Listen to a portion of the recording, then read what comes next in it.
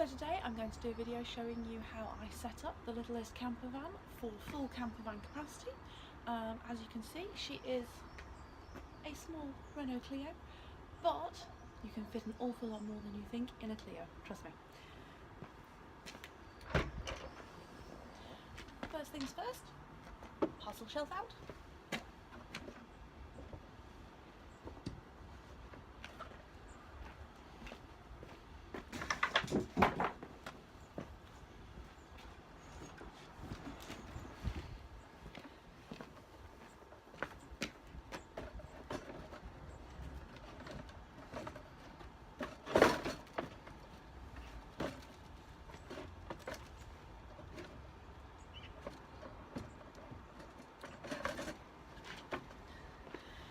And the wooden parcel shelf goes in.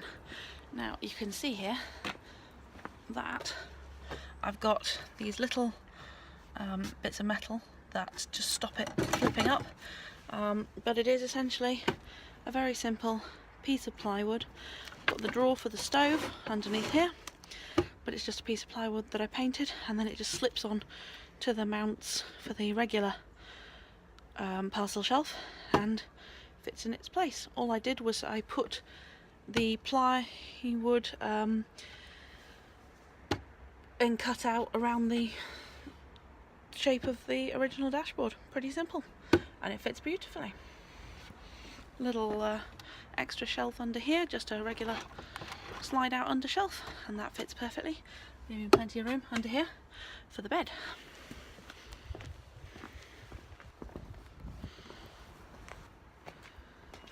So next we have the kitchen, we need the pantry.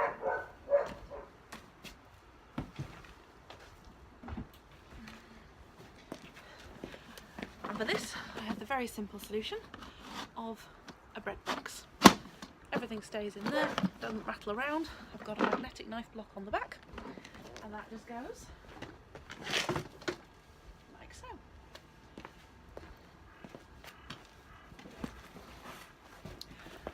Next we have the bed, and that is very simple. I took my height in cardboard, just random pieces that I had lying around. It was already about the perfect width. Cut it into 3 sections. Now you'll see why in just a second. Biggest section goes in the boot.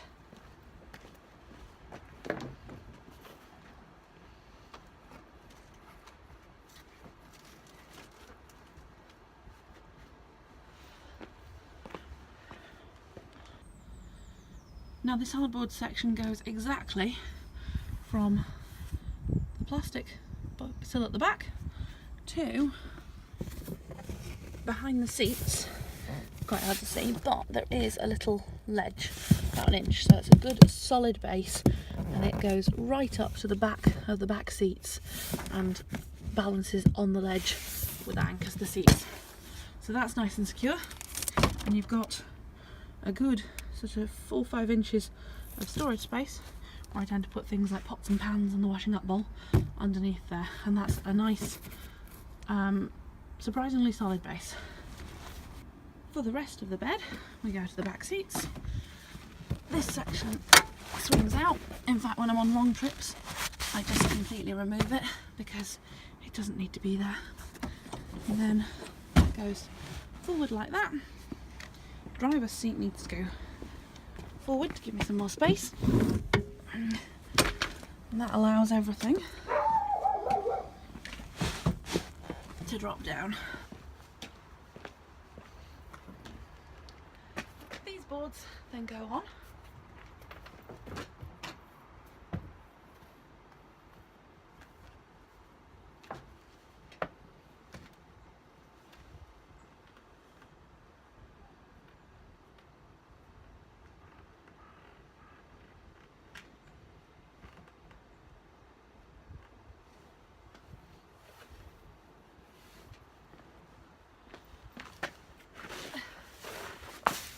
And a yoga mat, just to give a little bit of cushioning and make it one long thing.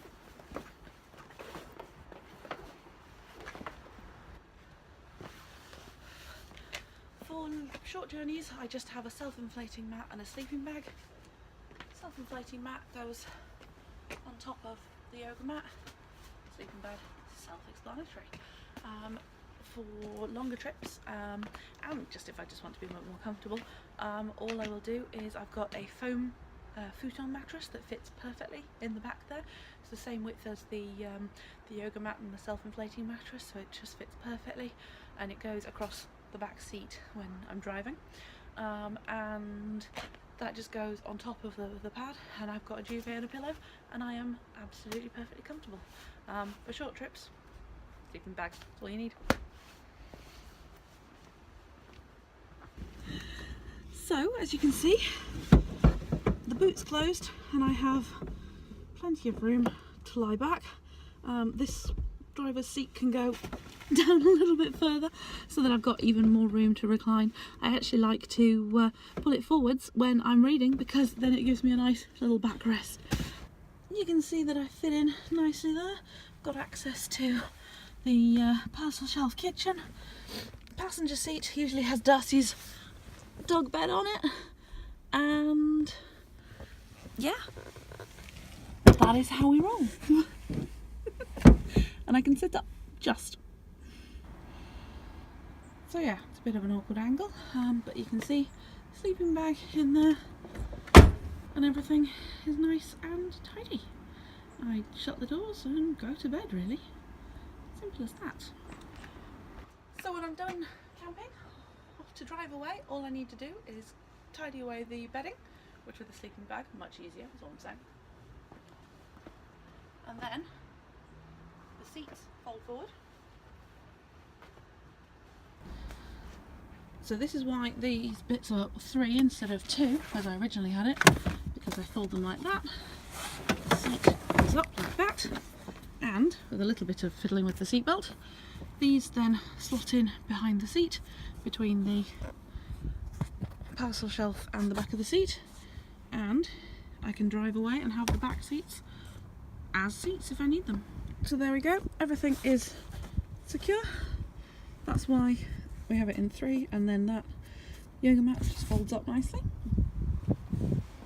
And you can see from the back, this one stays in place, and then you've still got lots of room for storage under there.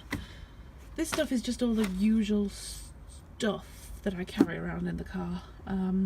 Random things, spare socks, carrier bags, more socks. There's a first aid kit and a tyre inflator at the back as well. So that just stays there, and then I've got access to the stove, the pantry and the bed. All very compact. So the reason I decided to put together this little video, obviously I'm not going camping, I just wanted to show the sort of general setup, is because even though I've shown that it can be done, like I am more than comfortable. I've got my kitchen set up, work surface, cooker, I have a 12-volt little plug-in shower if I need to wash, you know, a big water canister in the footwell, and I've got everything I need, you know, everything is there. The bed is completely comfortable, you know, I can sleep fully flat, I've got more than enough width for me to move around, you know, it is great, I love it, but I would like a little bit more space. It's sort of quite obvious at the minute, I live in England, it rains a lot. I would like to be able to get in and out the car without everything getting wet all the time. You may have seen Darcy, my little dog, he's got long hair, he gets very wet, I get very wet, and then everything in there gets very wet too. So it is a fantastic solution, it works really well, and I've had so much fun with the trips that I've had this last year or so, and I've had great fun thinking of all the solutions for the setup back here to get everything that I want in such a small space. But yeah, it's time to expand.